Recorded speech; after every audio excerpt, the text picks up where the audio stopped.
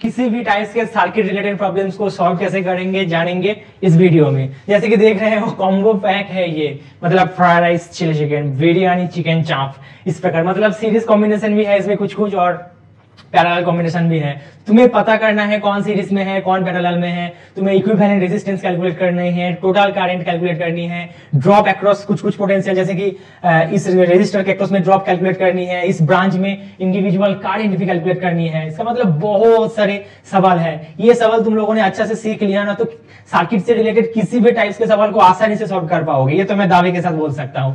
आइए देखते हैं। तो जैसे कि मैंने बताया सीरीज में होगी या पैरेलल में, सबसे पहले काम करो क्या, बैटरी के जो पॉजिटिव टर्मिनल है ना वहां से करंट को निकाला करो। एज यू कैन सी ये लंबा डंडा ये पॉजिटिव टर्मिनल है, ये छोटा डंडा क्या है नेगेटिव टर्मिनल। तो करंट के निकाला करो, ठीक है। आई करंट निकल गया, एक ही तो रास्ता है ना। तो आई करंट वैसे आया, इसमें भी आई करंट, इसमें भी आई करंट। तो इस पॉइंट में आने के बाद करंट भाई साहब वो क्या दिखाई देगा, उसके सामने दो रास्ता बन गया। तो वो क्या करेगा, इस रास्ते में चला जाएगा I1 करंट और इस रास्ते पे मान लो I2 करंट। जैसे I1 करंट इस तरफ आया तो इसमें इस रास्ते में क्या I2 करंट भी आया। तो इस पॉइंट में हुआ क्या था, स्प्लिट अप हुआ था करंट के, और इस पॉइंट में आते आते हुआ क्या, पैच अप हो गया है ना। तो दोनों मिलके टोटल करंट I बन गया। हम टोटल करंट को कैपिटल I से डिनोट करेंगे एंड इंडिविजुअल करंट को स्मॉल I से डिनोट करेंगे, ठीक है। तो देखो एक ही तो रास्ते हैं, फिर से इसमें भी टोटल करंट I, इसमें भी टोटल करंट I। फिर से इस पॉइंट में आते आते क्या दिखेगा, टोटल करंट भाई सबके सामने तीन रास्ता। तो वो क्या करेगी, खुद को तीन हिस्से में बांट लेगी। मान लो इसमें I1, इसमें I2 और इस रास्ते में कितना करंट I3। और इस पॉइंट में आते आते क्या होगी, तीनों करंट एक दूसरे के साथ जुड़ के फिर से टोटल करंट कैपिटल I बना लेगी। तो इसमें कैपिटल I।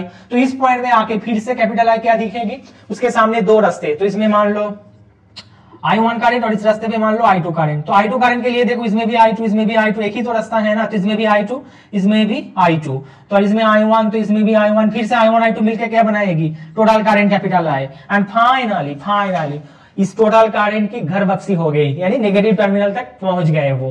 अब ये पूरी जर्नी में हमें ये पता है, हम ये देखेंगे कि कौन कौन सा रेजिस्टेंस सीरीज में है और कौन कौन सा रेजिस्टेंस पैरेलल में है, और सीरीज पैरेलल को पहचानने का तरीका क्या, एंड बराबर तो पैरेलल कॉम्बिनेशन एंड करंट बराबर तो ये जरूरी नहीं है टोटल करंट को बराबर होनी है। इंडिविजुअल करंट भी अगर दो या तीन रेजिस्टेंसेस में से बराबर होगी तो वो दो या तीन रेजिस्टेंसेस सीरीज कॉम्बिनेशन में रहेगी, समझ रहे हो। तो ठीक है, हम यहाँ से शुरुआत करते इस पॉइंट में आ गए। तो जैसे कि तुम लोग देख पा रहे हो 4 एंड ये 4, ये दोनों के लिए देखो एंड बराबर है मेरे दोस्त।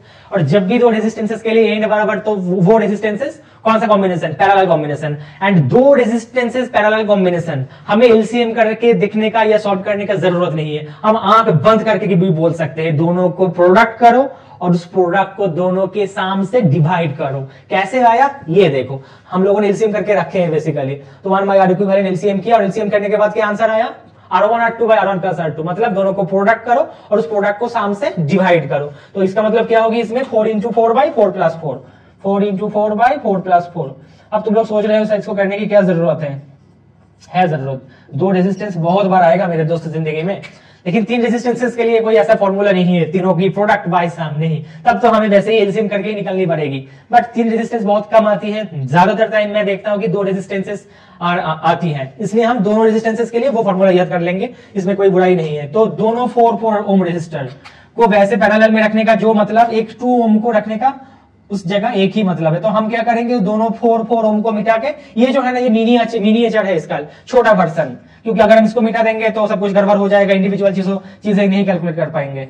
तो इसमें क्या किसको रखेंगे, देखो ये दोनों 4 ओम के इक्विवेलेंट क्या निकल के आया था, 2। बहुत बढ़िया सब। अब तो ये तो 1 था ही वैसे, छोड़ तो इसके बारे में भूल जाओ, ये भी 1 है ना।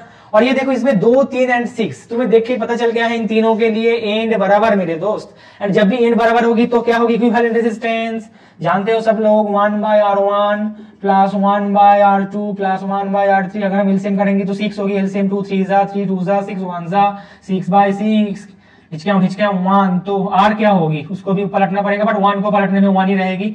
तो इसके इन तीनों को हम क्या करेंगे, तीनों को मिटा के इसकी जगह किसको रखेंगे, एक सिंगल 1 ओम रेजिस्टर को रख देंगे। बहुत बढ़िया। अब किसकी बारी, इन दोनों की बारी। देखो इस 5 ओम रेजिस्टर में भी I2 करंट और इस 5 ओम रेजिस्टर में भी कितनी करंट, I2 करंट। मैंने बताया था ना, ये हमेशा जरूरी नहीं है कि टोटल करंट को बराबर होनी है। जब भी किसी भी सर्किट कंपोनेंट में टोटल करंट बोलो या फिर इंडिविजुअल करंट बराबर होगी ना, तब हम क्या मानेंगे, वो रेजिस्टेंसेस सीरीज कॉम्बिनेशन में है। तो जैसे कि तुम लोग देख पा रहे हो, ये टोटल करंट इन दोनों के लिए बराबर नहीं है, टोटल करंट तो वैसे ही आई है, बट ये 5 और इन दोनों 5 में से देखो, इसके थ्रू भी I2 करंट और इसके थ्रू भी क्या I2 करंट, तो इन दोनों के लिए करंट बराबर। तो हम क्या करेंगे सीरीज में, एंड सीरीज में इक्विवेलेंट रेजिस्टेंस निकालना बहुत आसान है। क्या करो, दोनों को सिर्फ साम कर दो। तो हम काम क्या करेंगे, दोनों को मिटा के, गलत किया मैंने, इस पे नहीं करना था, 5 and 5, तो क्या लिखेंगे बताओ, 10। ओहो बहुत बढ़िया। और नीचे भी क्या था बोलो, 10 है ना। तो आप देखो ये 10 और ये 10 दोनों के लिए क्या है, एंड बराबर। तो एंड बराबर का मतलब क्या, दो रेजिस्टेंसेस पैरेलल कॉम्बिनेशन में कौन सा फॉर्मूला को हम इस्तेमाल करेंगे, ये दोनों को प्रोडक्ट करो और उस प्रोडक्ट को दोनों के साम से डिवाइड करो, मतलब 10 into 10 by 10 plus 10। तो इसके लिए क्या इक्विवेलेंट आएगी, 10 into 10 by 10 plus 10 which is 100 by 25। तो हम क्या करेंगे, इन दोनों को मिटा के इसके जगह एक 5 ओम रेजिस्टर रख देंगे। अब तो हमारे लिए बहुत आसान बन गया, ये बहुत आसान है। तो ये टोटल बैटरी V है, अब तो I करंट निकलेगा, एक ही रास्ते, इनमें भी I करंट, इनमें भी I करंट, इनमें भी I करंट। तो हर एक रेजिस्टेंसेस के थ्रू करंट सेम है। एंड तुम लोग जानते हो, जब भी करंट सेम होगी तब उतने सारे रेजिस्टेंसेस सीरीज कॉम्बिनेशन में, एंड सीरीज के लिए इक्विवेलेंट रेजिस्टेंस कैलकुलेट करना भी उतना ही आसान, क्या डायरेक्टली साम कर दो। तो 1 + 2 3, 3 + 1 4, 4 + 1 5, और इसमें क्या है 5, 5 + 5 मिलकर क्या होगी 10। तो हम क्या करेंगे, सबको मिटा के बैटरी के अक्रॉस सिर्फ एक 10 ओम रेजिस्टर रख देंगे।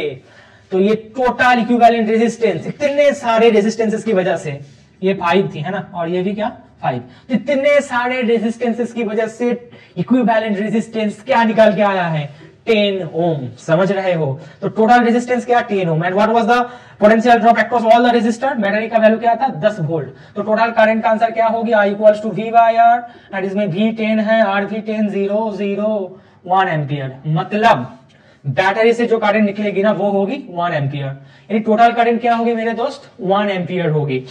ओके, मुझे तो बहुत कुछ करना होगा। तो ये जो एमीटर है ना, ये किसको रीड करेगी, ये रीड करेगी टोटल करंट को। And what would be that reading, जाहिर सी बात टोटल करंट क्या आंसर निकल के आया 1 एम्पियर। तो एक आंसर मुझे मिल गया, the reading of this ammeter is 1 ampere. इस 1 ओम रेजिस्टर के अक्रॉस में देखो, इसमें करंट नहीं, करंट तो सेम ही होगी, एक ही तो रास्ता है। तो इसके लिए ड्रॉप कैलकुलेट करनी है। तुम्हें पता है ड्रॉप का फॉर्मूला क्या होती है, I × R।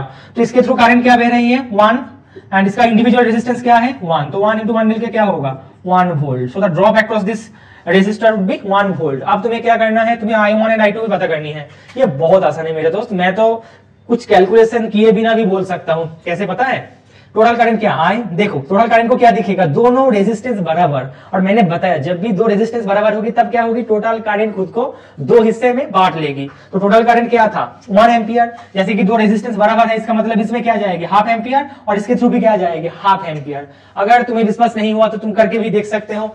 मैंने फॉर्मूला बताया कि रेशियो के जरिए करो, I1 = I2 क्या होती है 1/R1 = 1/R2, मतलब 1/4 = 1/4। तो क्या होगी मेरे दोस्त 1:1। तो I1 क्या होगी, total current into 1/1 + 1। Total current क्या था 1 × 1/2। देखो देखो हाफ आंसर निकल के आया। सिमिलरली I2 को दो तरीके से मैं कैलकुलेट कर सकता हूं, टोटल माइनस I1 करके भी कर सकता हूं, या फिर रेशियो के रूप में, यानी I × I2 के लिए कौन सा रेशियो 1/1 + 1। तो आंसर क्या आया हाफ एम्पियर। सो इस भाई साहब का रीडिंग क्या होगी half ampere. Okay, very good, बहुत बढ़िया। अब तुम्हें क्या करनी है, इसके अक्रॉस में ड्रॉप करनी है। तो सबसे पहले क्या, इसके थ्रू करंट को पता करो, इसके थ्रू कौन सा करंट बह रहे हैं, इंडिविजुअल करंट नहीं बल्कि total current. And what is the value of total current 1 ampere. तो ड्रॉप क्या होगी I × R, तो 1 × 1, क्योंकि इसका रेजिस्टेंस भी 1 है ना, इसका ड्रॉप होगी 1 वोल्ट। अब तुम्हें क्या करनी है, देखो ये 6 ओम रेजिस्टर्स के थ्रू कितना करंट बह रही है इसको कैलकुलेट करनी होगी। तो इसके लिए देखो ना, ये थोड़ा सा डिफिकल्ट है इसके कंपैरिजन में, क्योंकि ये दोनों रेजिस्टर बराबर थी, इसलिए हम लोगों ने क्या बता दिया था हाफ हाफ, क्योंकि टोटल करंट तो 1 एम्पियर थी। बट इसमें हम ऐसे नहीं कर पाएंगे, हमें इस रेशियो के रूप में करनी होगी। तो बट हमें पता है आसान है, इतना टफ नहीं है। तो I1 = I2 = I3 क्या होती है मेरे दोस्त, रेशियो ऑफ द करंट होती है reciprocal of the individual resistances की। मतलब R1 कौन है, जाहिर सी बात जिस रेजिस्टेंसेस के थ्रू I1 करंट बह रही है, तो 1/2 = 1/3 = 1/3 6। अब कोई लोग सोच रहे हैं सर इसको आपने कैसे लिख दिया, I1 is to I2 is to I3 equals to 1/2 is to 1/3। बेटा सबके लिए देखो क्या है, एंड बराबर है ना। एंड बराबर के मतलब क्या है, मान लो अगर उस बराबर एंड मतलब ड्रॉप बराबर, उस बराबर ड्रॉप को अगर मैं भी मान लू ना, इसके लिए भी v/2 v/3 v/6 रेशियो है, इसलिए हम क्या कर सकते हैं, v कैंसिल आउट कर दे सकते हैं। और उसके बाद क्या आएगा, 1/2 is to 1/3 is to 1/6। बहुत आसान है, मैंने पैरेलल रेजिस्टेंस का जो डेडिकेटेड वीडियो है ना, वहां पे मैंने बताया इसके बारे में। तो ठीक है, बहुत बढ़िया। तो क्या होगी, एलसीएम 6 होगी, तो 3:2:1।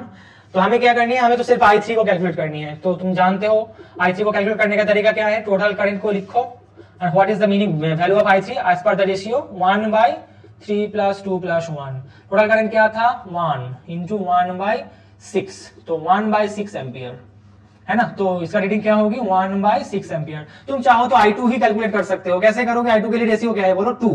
तो टोटल करंट I × 2/3 + 2 + 1, मतलब 1 × 2/6, मतलब 1/3 ampere. And you can easily calculate I1। I1 क्या है बोलो, I1 को कैसे कैलकुलेट करोगे, टोटल करंट I × I1 के लिए रेशियो क्या है बताओ, 3। तो 3/3 + 2 + 1। याद आ रहा है, याद जानते हो ना तुम लोग, पार्टनरशिप बिजनेस में कैलकुलेशन करे हो कभी क्या, कि दोनों दोस्त ने इतना पैसा लगाया, at the end of the year इतना प्रॉफिट हुआ, तो बताओ इस रेशियो में पैसा लगाया हुआ तो इनको कितना प्रॉफिट मिलेगा, उनको कितना प्रॉफिट मिलेगा, इस प्रकार है कुछ। ये तुम लोग क्या करते थे, टोटल प्रॉफिट को रेशियो के रूप में वैसे कैलकुलेट करते थे, है ना। तो टोटल करंट इसमें क्या है, I × I1 के लिए क्या है 3, तो 3/3 + 2 + 1, तो 1 × 3/6 which is ½ ampere. So you can easily calculate, इतना बड़ा कोई बात है नहीं इसमें। तो सबका आंसर हमें मिल गया। हम चाहे किसी भी रेजिस्टर के अक्रॉस में ड्रॉप कैलकुलेट कर सकते हैं, हम किसी भी रेजिस्टेंस के थ्रू करंट कैलकुलेट कर सकते हैं, टोटल करंट कैलकुलेट कर सकते हैं, इक्विवेलेंट रेजिस्टेंस कैलकुलेट कर सकते हैं। कई लोग सोच रहे हैं सर आप बताइए ना इसके अक्रॉस में, बताइए ना 3 के अक्रॉस में ड्रॉप क्या होगी। ये भी बहुत आसान है। देखो अगर हमें ड्रॉप चाहिए 3 के अक्रॉस में, तो ड्रॉप क्या होती है, I × R। तो 3 के अक्रॉस में क्या है, I2 है ना, और R क्या है 3, तो आंसर क्या होगी ड्रॉप की 3 × I2। I2 को तो हम वैसे ही कैलकुलेट कर सकते हैं क्या, 1 × 2/6 आसानी से हम कैलकुलेट कर सकते हैं। और तुम्हें ये इसके जरिए भी कर सकते हो क्या, इस 2 के अक्रॉस में भी जो ड्रॉप होगी, 3 के अक्रॉस में भी वही ड्रॉप होगी, 6 के अक्रॉस में भी वही ड्रॉप होगी। तो तुम्हें I3 पता है 1/6, अगर हम इसको गुना करेंगे V = I × R, तो 6 × 1/6 तो 1 वोल्ट। बहुत आसान है मेरे दोस्त, कुछ है नहीं इसमें खास। तुम इस प्रकार से किसी भी टाइप्स के सवाल को सॉल्व आसानी से कर सकते हो।